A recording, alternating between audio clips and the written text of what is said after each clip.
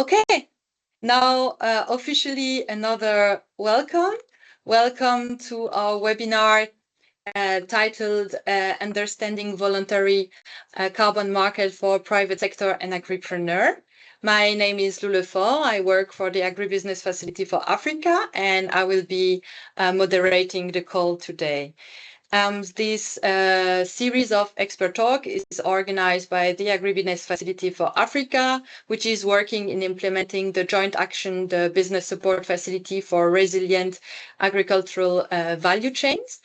And the joint action is a combined effort of the EU Directorate General for International Partnership, the Organization of African, Caribbean, Pacific States, and the German government through the German Federal Ministry for Economic Cooperation and Development, BMZ.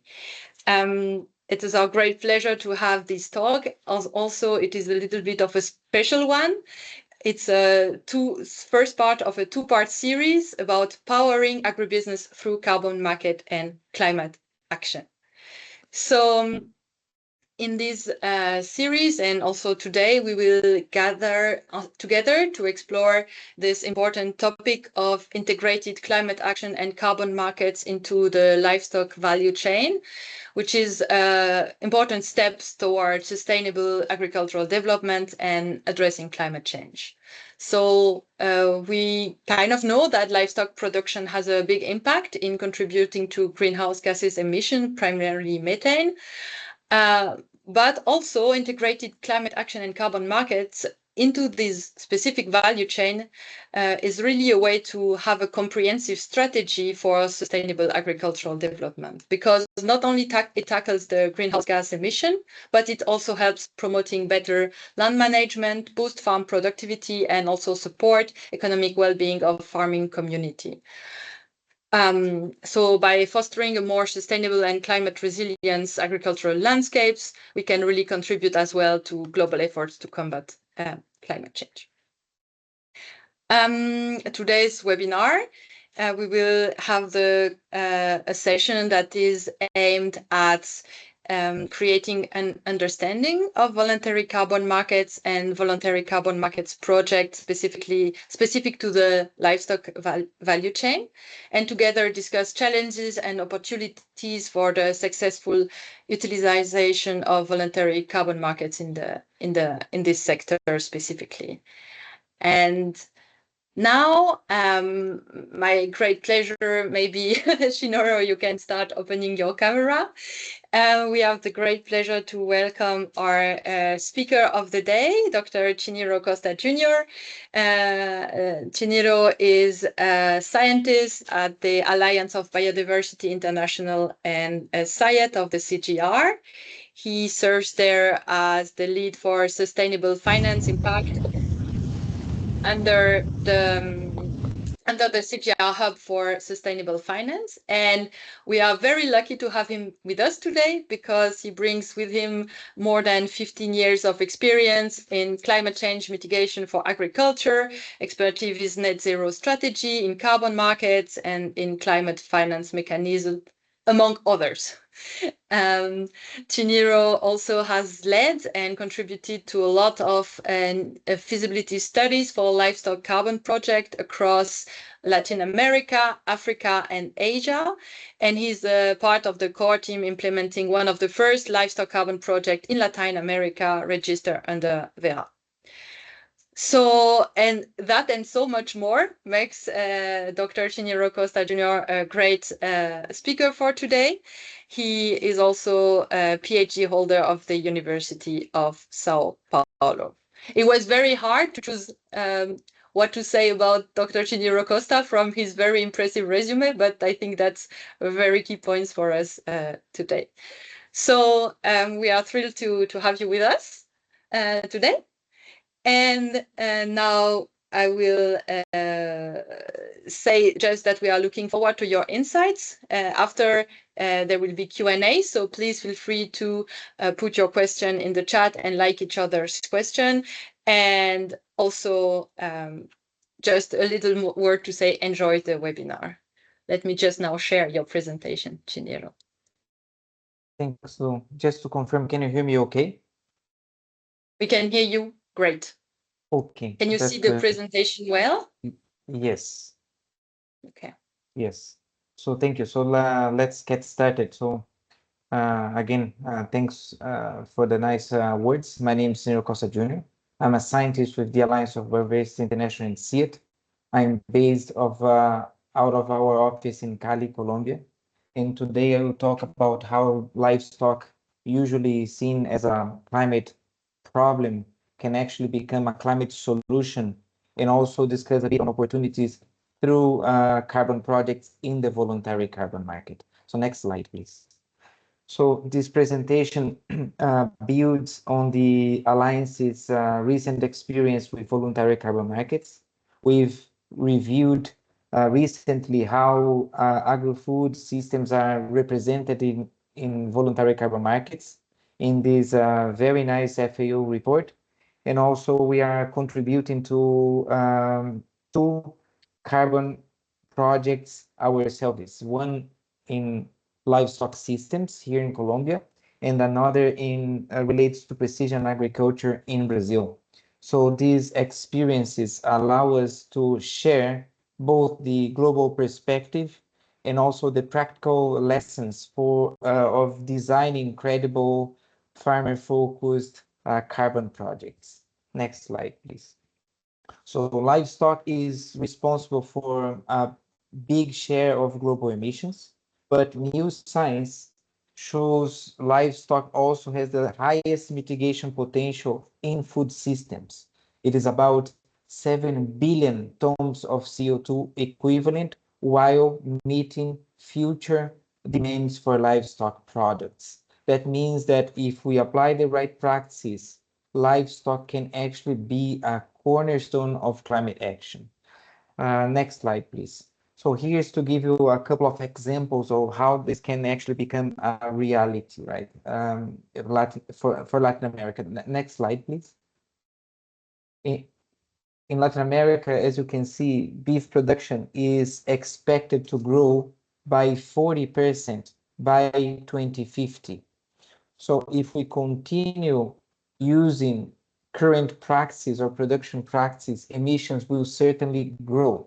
But if we intensify pasture areas with techniques like improved grazing, improved soil management, improved animal health and feeding, we have the potential to cut emissions by half while producing more beef. This shows that climate solutions can actually be aligned with food security. And another example for Africa, next slide, please, that the story is pretty similar. So in the continent, milk demand will more than double by 2050, according to some FAO projections by that time. And if farmers continue as usual, emission will increase. But with the implementation of better forages, improved practice, emissions could be 20% lower while increasing milk production by 140%. So we can feed certainly growing populations while cutting emissions at the same time. In a recent analysis of different interventions in Africa shows that while many options exist to reduce emissions and improve resilience in livestock systems, only a few stand out as most feasible today. So these are pasture and grazing improvement, animal health, disease prevention, and also better market systems. If we combine these four actions, high mitigation potential can be harnessed out of this. And because they are measurable and cost effective today, they are also the interventions best positioned to anchor livestock carbon projects in the region. So next slide, please. So and the point is that we have all these technologies, we have this feasibility in terms of practice, but how do we finance this transition, right? So here where carbon finance and carbon markets come in, right? And as you may know, there are two types of carbon markets. One is the compliance market, which are larger and driven by government rules. And we also have the voluntary carbon markets, which are much smaller, but at the same time more flexible and innovative. So for the agriculture sector, what I see is that voluntary markets are especially important because they allow experimentation, learning, and scaling before the sectors, so to say, move into compliance markets. So next slide, please. So this diagram shows the main steps in producing a carbon credit in the voluntary carbon market. It all begins with the project developer who designs the project together with farmers and community. At this stage, the methodology is choosing and a plan, and the plan or the project is validated by an auditor. Once this project is approved or validated, the project moves into implementation. This is where practices are adopted in the field, supported by technical providers and project managers. The next step is the monitoring piece, where data are collected and verified again by auditors. If the results meet the standard, carbon credits are issued. So those credits are then recorded in a carbon registry, which ensures transparency and prevents double counting of the credits generated. From there, they can be sold to credit buyers, either to offset emissions or to trade in the market. Through this process, finance flows back to farmers and community through benefit sharing arrangements. So in short, design, implement, monitor, verify, register, and selling are the key steps that turn climate smart, livestock smart practice on the ground into carbon credits in the voluntary carbon market. So next slide, please.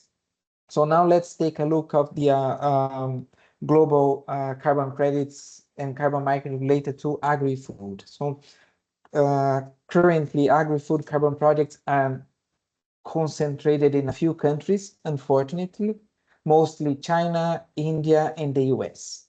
On the other hand, it leaves a huge equity gap in regions like Latin America and Africa, where the potential is huge, are still underrepresented. But on the other hand, that's both say a challenge, but also I think it's a huge opportunity for developing this type of projects in these underrepresented regions. So next slide, please. This slide now compares or highlights actually the position of agriculture in the voluntary carbon market in compared to sectors like forestry or renewable energy, for example. Agriculture is still, as I said, very small in terms of share of credits, less than 1,000,000 tons issued in 2024, so last year. But what stands out is the price signal related to agriculture carbon projects. So agriculture credits are being traded at around $7 to $8 per ton at a global average, which is above the market average. So this tells us at least two things. First is that supply of high quality agricultural projects is still very limited. And the second is that buyers are willing to pay a premium when these projects are available or these carbon credits are available. And this is especially because these projects, they link directly to food, farmers, and community benefits. So while agriculture is still underrepresented in the market, it again represents represents one of the most promising growth areas. With the right project design and credibility, livestock and other agri-food systems could capture more value and attract new investment. So next slide, please. So in livestock, most projects are so far about manure management or feed additives, a bit on sustainable grassland management, but pasture-based systems, which dominate in Latin America and Africa, are again is still largely untapped. So this means there is enormous room to grow livestock carbon projects in these regions, right? So where the most of the mitigation potential is, the most pasture areas or grazing areas are, and we are still these systems are still underrepresented in the voluntary carbon market. Big opportunity going forward. Next slide, please. So talking a bit on what attract investors to buy carbon credits in this space. So we need to understand what they want and what they actually fear. Right? So we actually need to deliver. So the message is that we need to deliver what buyers want and reduce what they fear, right? And buyers are looking for credible stories, innovation, and solid results, credible results. But they worried about, obviously, greenwashing, reputational risks, and lack of delivery.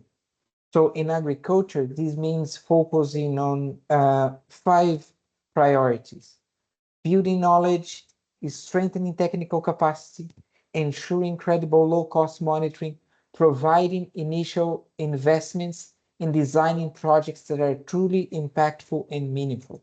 So if we are able to mix these 5 things together, we are and we get this right, agriculture can become a trusted and attractive space in carbon markets.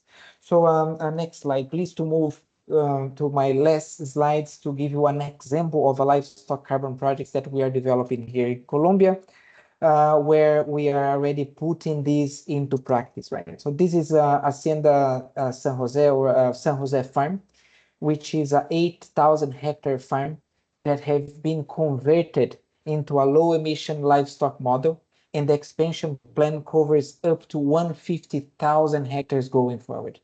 So what makes this powerful is that we are not only following business as usual practice, of course. Instead, we are reverting land degradation by introducing improved forages developed by a seed, by the way, by our forage breeding program.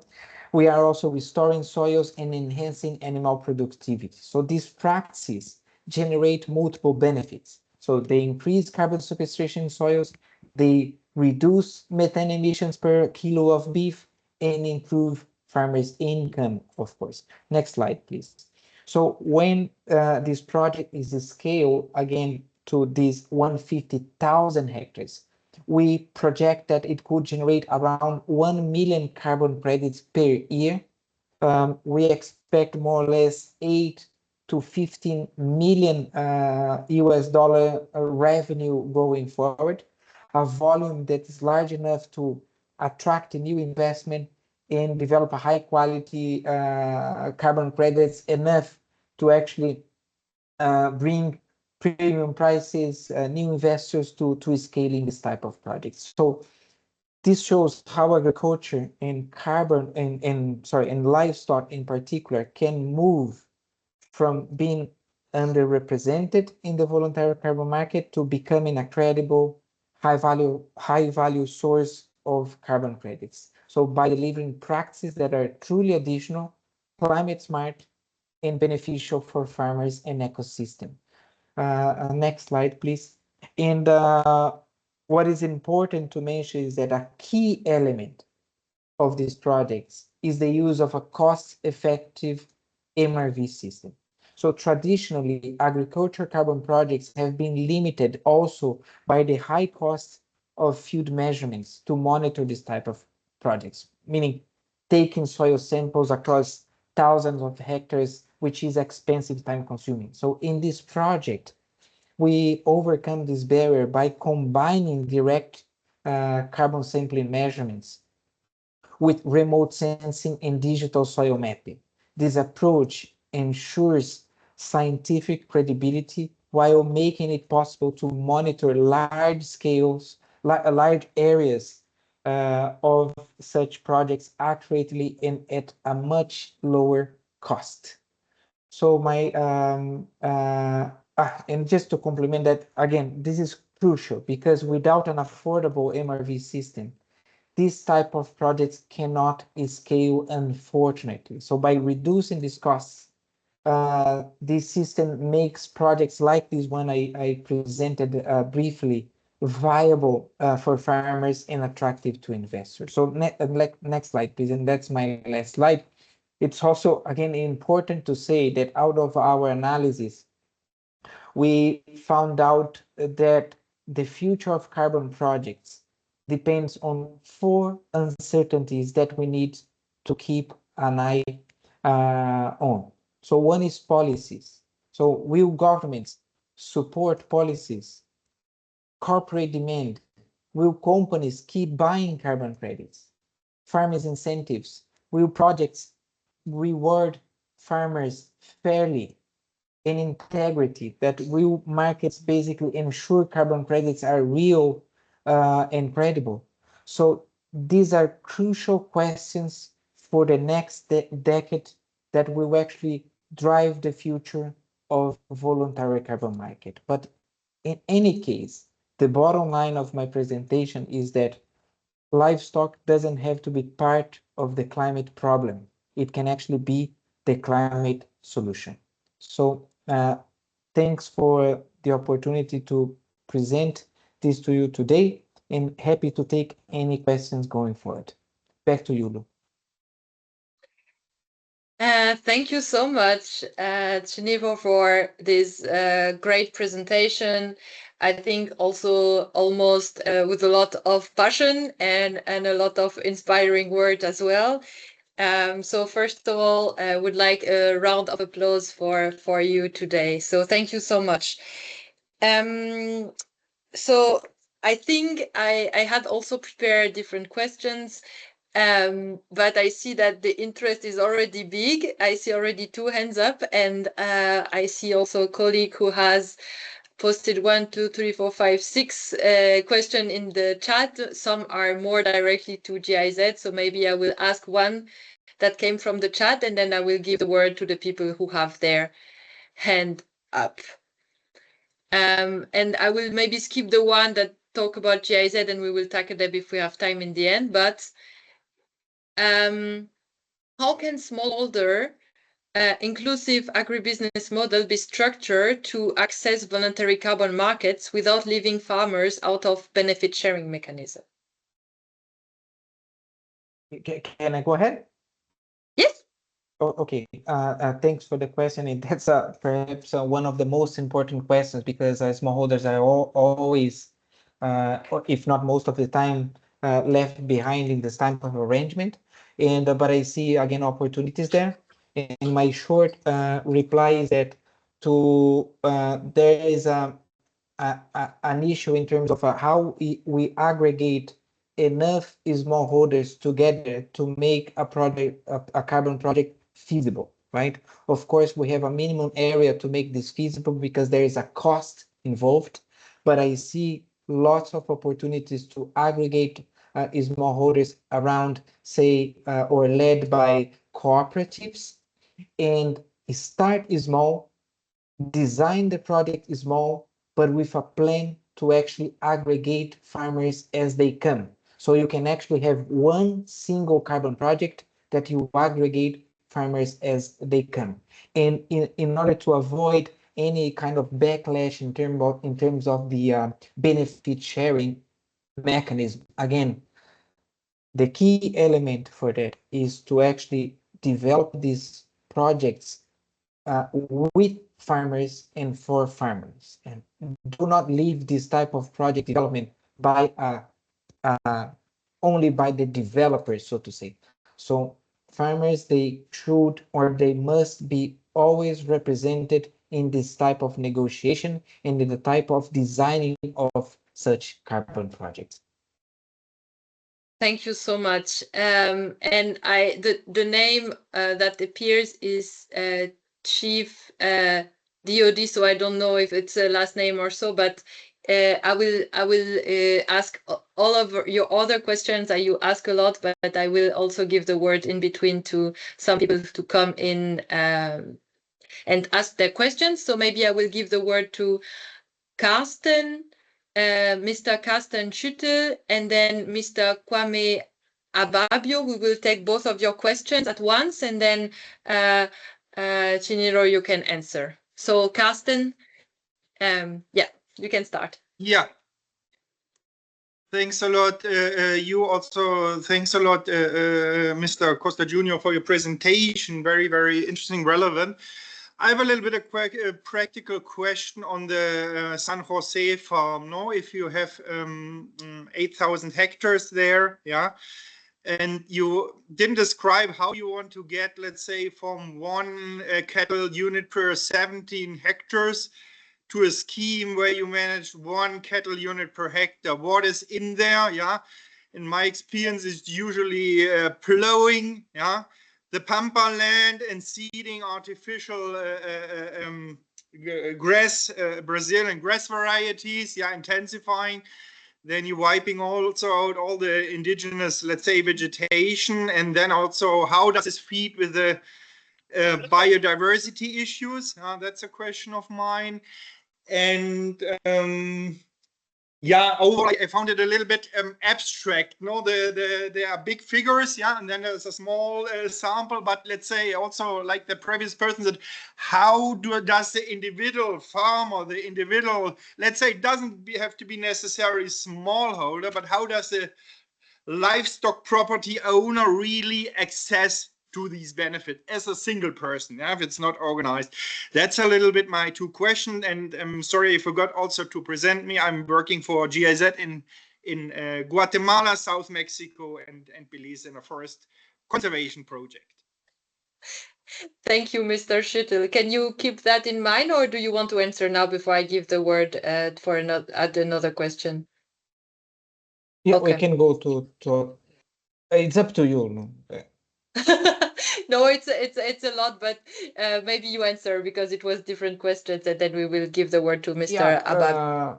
Sure. I only have help for the second question here, but the first question is that these areas in Colombia, in this case, this is in Colombia, they have been grazed for kind of centuries, and it's completely degraded.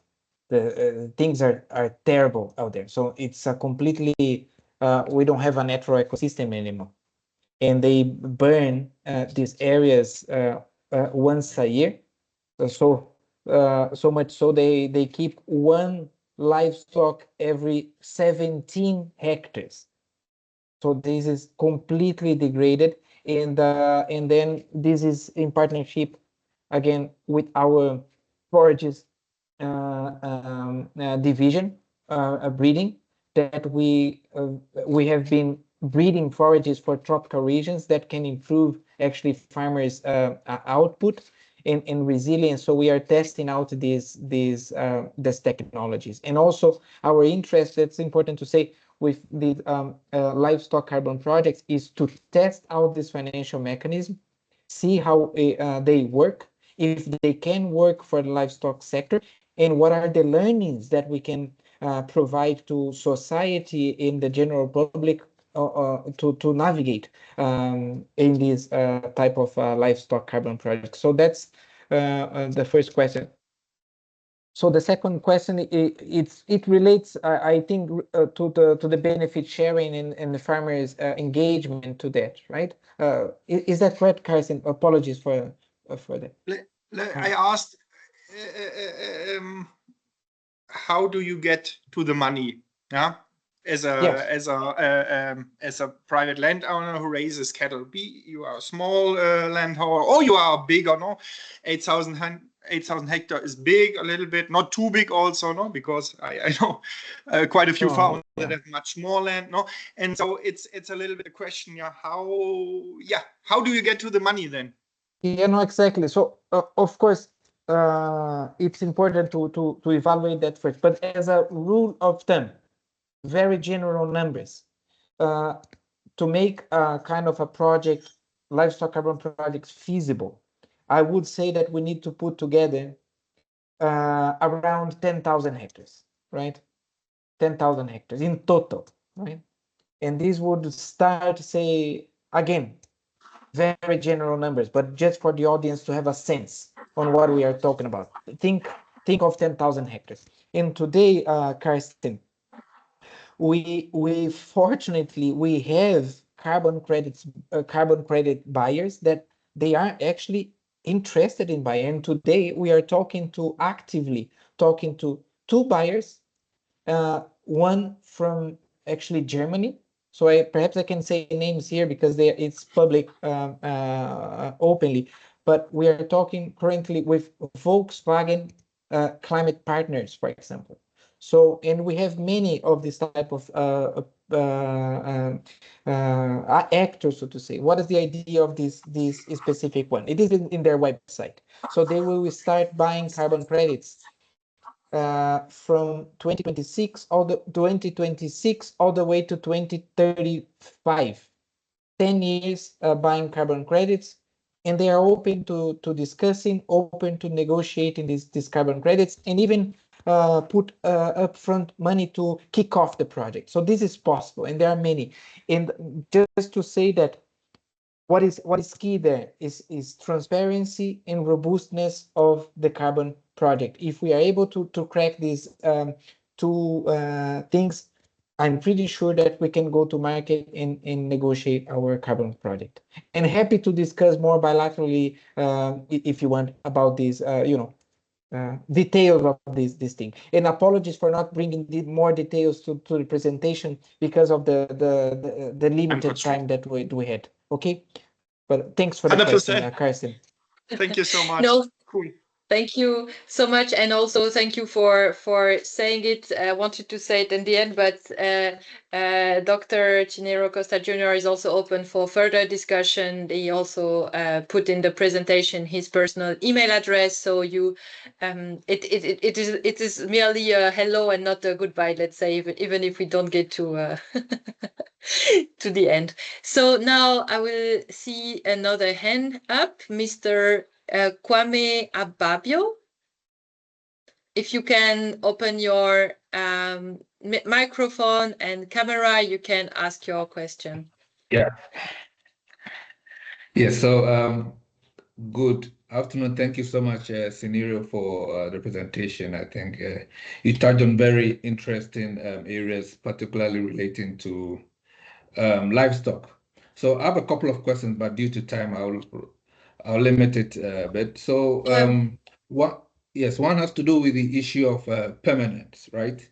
So I'm just wondering, with the livestock projects, how do you address the issues of the permanence, of the removal of these carbon from the atmosphere? And of course, particularly with livestock, we're talking methane, which has a higher global warming potential compared to carbon.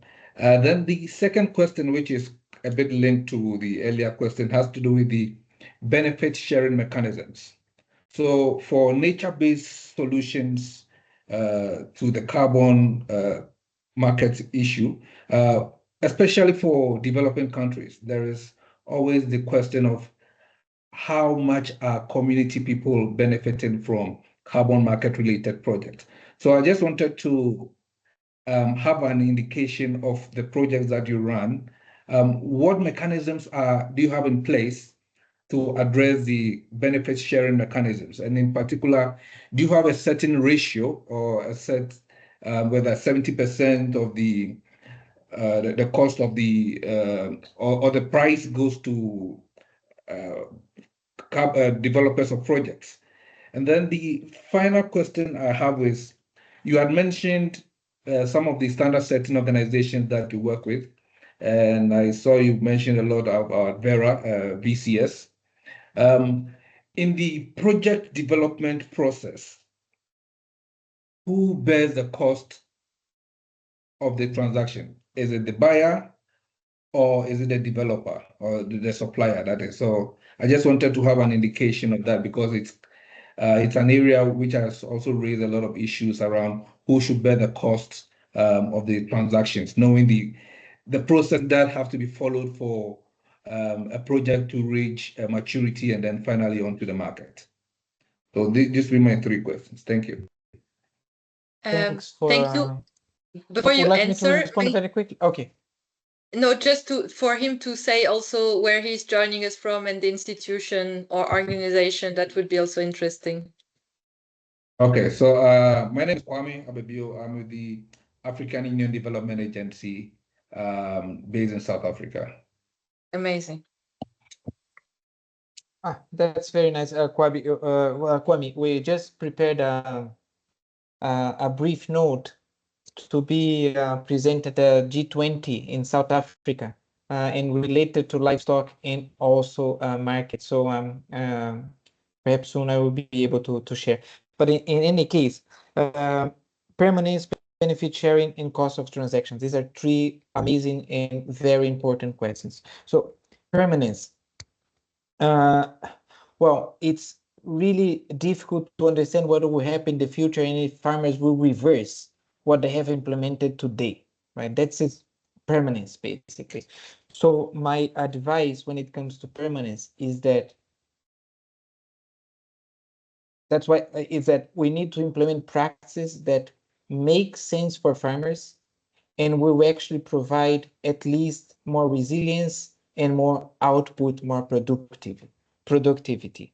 So if we target resilience and productivity within the practices that we are targeting in our carbon project, we will certainly increase the chances of these practices not being reversed in the future, and then we can ensure or have ensure permanence, let me put this way, right?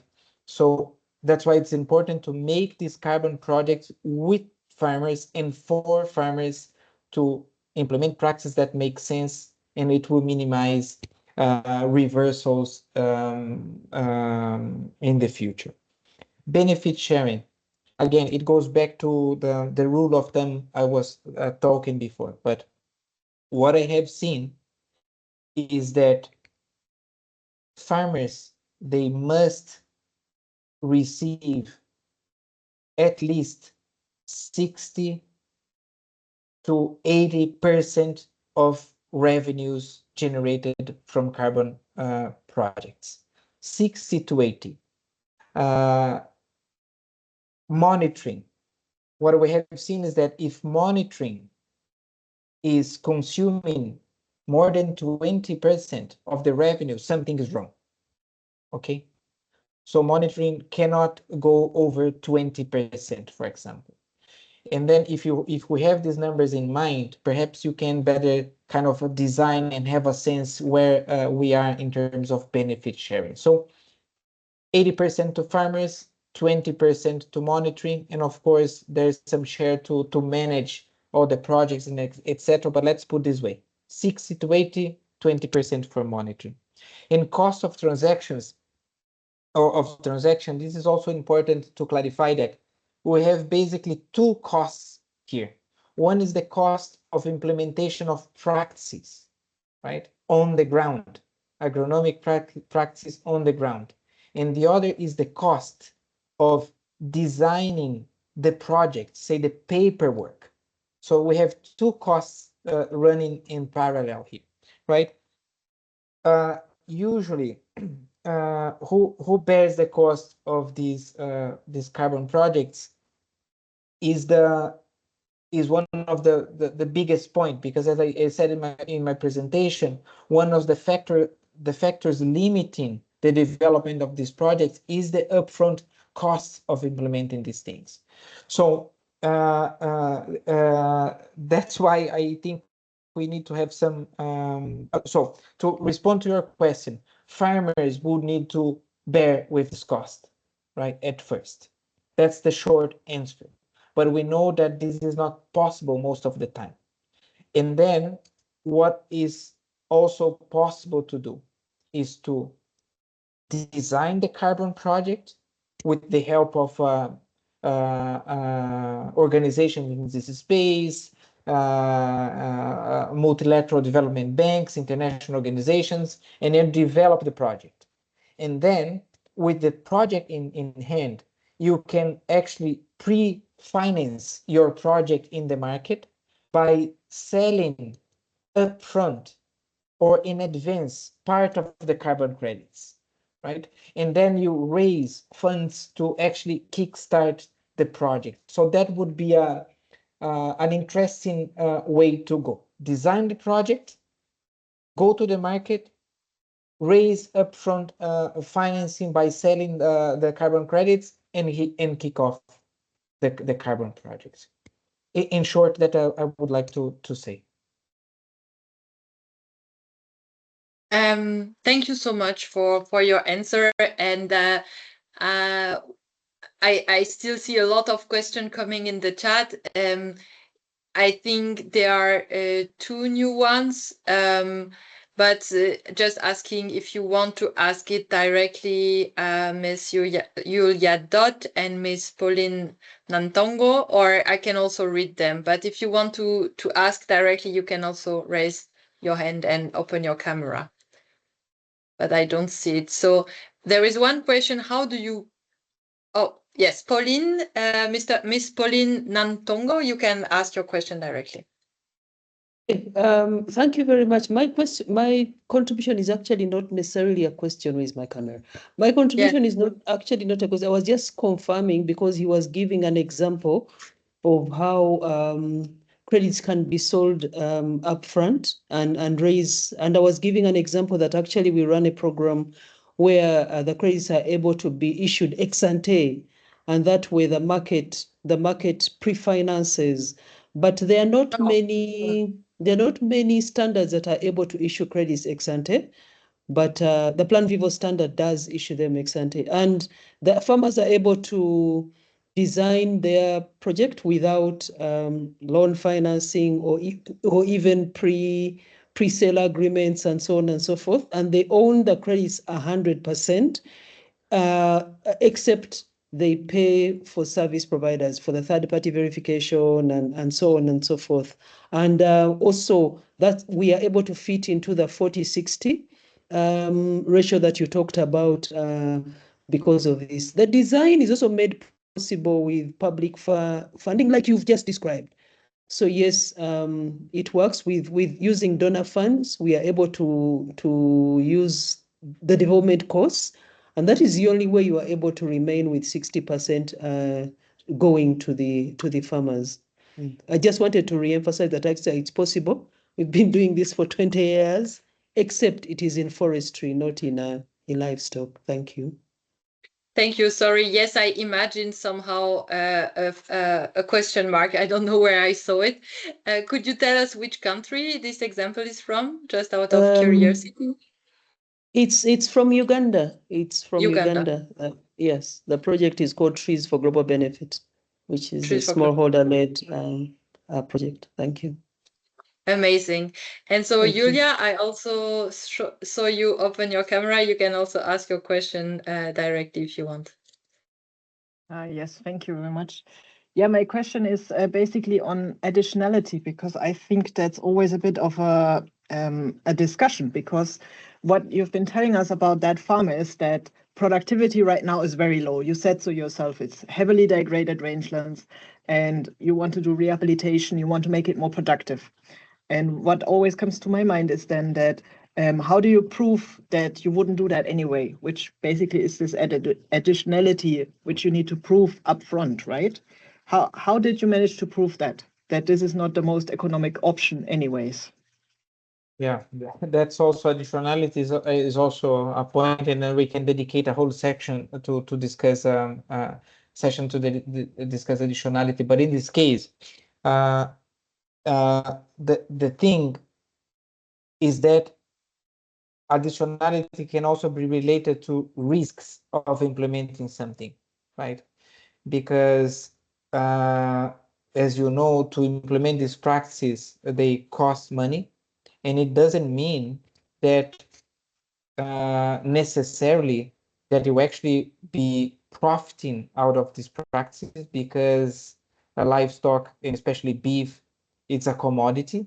So it has also global prices related to that. And so there is a risk in the investment, right? And then additionality can also be related to the risk of investment and making these as, say, a sort of the carbon credits will also help you to de-risk the investment and actually break these and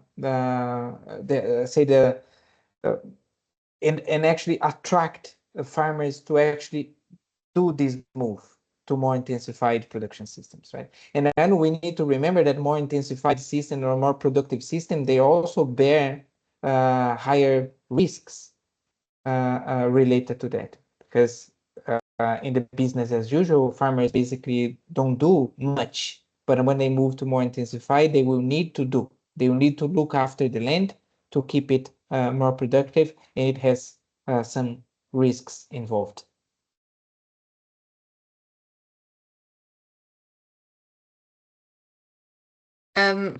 Is it fine for you, Julia, for your question? Yeah, thank you. Because I see already another hand, but let me just also add one question from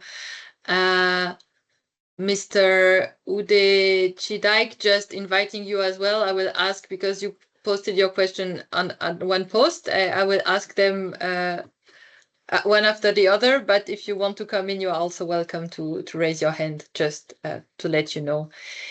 One of the questions that came from this big post of question was, what role do agro-industrial byproducts, such as cocoa, bean shells, or rice husk, play in generating verifiable carbon credits within agricultural-linked voluntary carbon markets? So a question on industrial byproduct and how they can play a role in voluntary carbon markets.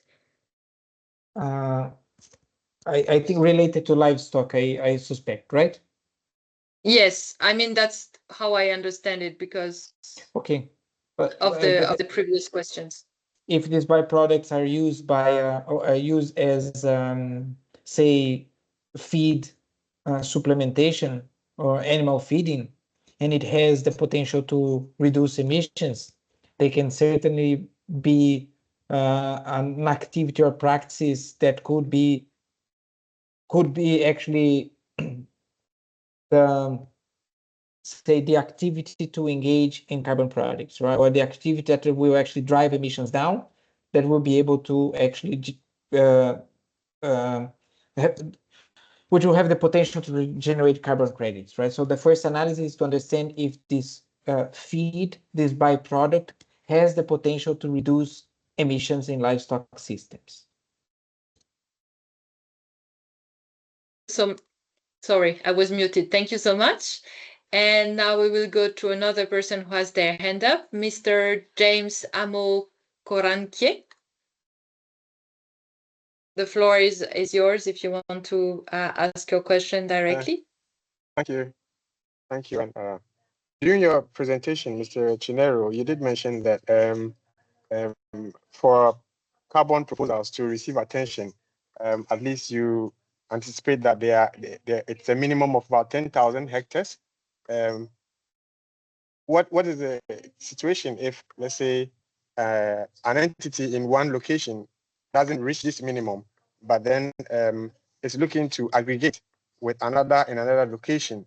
Is it possible, if they are in two regions, separate regions, to aggregate the carbon and then sell it off for exchange? How do you situate this, the feasibility of this in terms of the carbon data from one region and then carbon data from another region? How the universality of it? Is it the standards? How do you enforce the standards in all of this?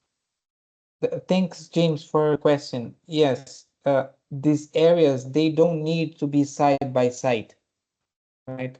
There are certain rules, of course, because, for example, we cannot do a project here in Colombia and then a project in Uganda and try to aggregate it, and you know. But if they are in the same, say, region, country, or even continent, it's possible to aggregate it. There's no problem. And well, my suggestion is that do not aggregate, say, these thousands of hectares first before designing your carbon project. So start with the number of farmers in the area you have. Start designing it, and start all the documentation, the analysis, and as you said, aggregate as you go. But it's important to have, in my opinion, a projection of the area that could be potentially aggregated under this project going forward, right? Because if you are in a situation that you can aggregate, say, 1,000, 2,000 hectares, perhaps you need to, or I would recommend you to do more analysis to understand if this project is feasible, economically speaking, right? So do some projections, start small, do projections, and move the project on aggregate farmers as you go. Thank you. A very practical also answer and solution how to move forward with starting and then aggregating as one go. But I see also some other question. I will put them two together. I think the second one is maybe interesting if you have any knowledge of that. First of all, in terms of risk, how do voluntary carbon markets ensure price stability and trust for agripreneur investing in carbon farming initiative? I think that was a question that you also touched already on in your presentation, but maybe you can say a few words again. And then are they research institute or private sector players that GIZ collaborates with, or maybe in that case I will reframe, with you collaborate with piloting carbon market models in Africa that maybe an agripreneur from Nigeria can engage with? So maybe if you have concrete example of research, private sector players or research institute in Nigeria to share with our colleagues, that would be a specific question as well.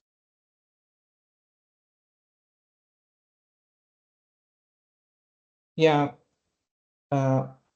we could talk bilaterally and identify best actors and to support in this space. But there are many, again, studies and interest, and the interest is growing quite a bit globally, right? But we could talk bilaterally about that if you will.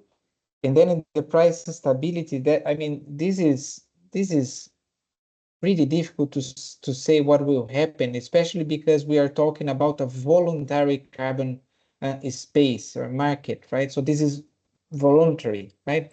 If this was compliance, we would have more kind of say concrete ideas on how this could behave in the future. But since this is a voluntary space, it's trickier. Yeah, then thank you. And once again, Dr. Chinero Costa Jr. is also available for bilateral exchange. I will repost. My colleague Simon mentioned that we will share the presentation, but if you are okay, Chinero will post your email address in the chat right now. And then when I email the presentation and everything, they will also have again contact. So if you consent, I will just put it in the chat. Of course, I will do that right now. Thanks again. Oh, you do it? Okay, amazing.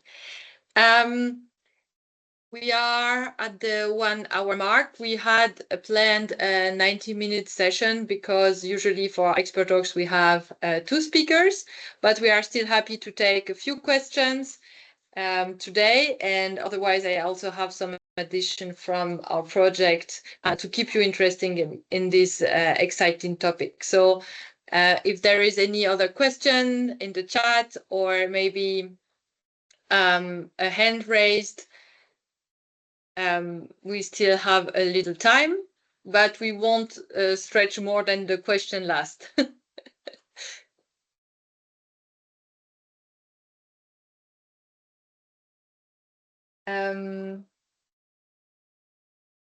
So let me just still give a chance. I see Mr. Chidike, Mr. Ude, maybe to ask the rest of his question, please take the floor.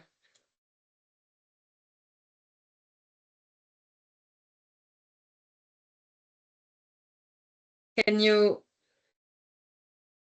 you are still muted, but you can take the floor, Mr. Ude. I'm not sure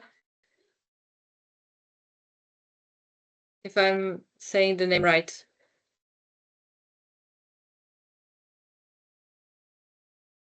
I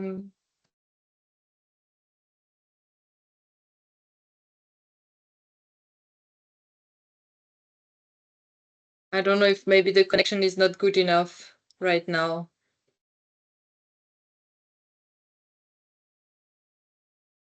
Mr. Ude Chidike, you can take the floor as soon as you have. You can't unmute your mic. Let me see if I can, because I cannot unmute you. But I think a lot of your question will be more relevant also with a bilateral exchange. But feel free, Mr. Dr. Chinero posted his email address, so do not hesitate to contact him as well directly after the talk. I'm sorry you cannot unmute. I don't know how to unmute you from here. But we are very grateful that you are showing great interest. Okay. So I see no further question for now, but let me just share my screen then once again. I hope you can all see it. First of all, everyone joins me, please, in giving the biggest applause to Dr. Chinero, who not only gave us a great and inspiring presentation, but also really concretely answered all our questions today. That was very appreciated. His time, he is one of the busiest person that I have worked with. So it's very, very nice that he could take this time today. So big round of applause to you. And now just taking a little bit more time to say that this series is continuing. So we have a second expert talk, which is going to come on the 20th, meaning this Wednesday, where we will continue to explore the topic of climate action in the livestock sector. And we will have a great speakers from FAO and also from economists from Kenya, very experienced in livestock carbon, voluntary carbon market projects, to give us even more insight on their expertise, climate action in general, but also concrete example of Kenya and carbon voluntary carbon markets there. So we will have really the chance to dive deeper into those topics. And also for people who cannot wait until Wednesday, we also invite you, and my colleague is going to post in the chat the link to discover our e-academy, the Agribusiness e-academy, where you will find our climate smart agribusiness courses. For now, sadly, just in English, but soon in French as well, where we tackle all the question of climate action, climate adaptation, climate smart business, and also the topics of mitigation. So that's for the people who cannot wait until Wednesdays. Yes. So I think we are ending our session early today, which is fine because we only have one speaker. We will have two next Wednesday. And a great thank to everybody who joined today in this very sunny day here in Germany. I hope you're also having a great day. I will now stop the recording and leave you back to your day-to-day work. Have a great day and goodbye.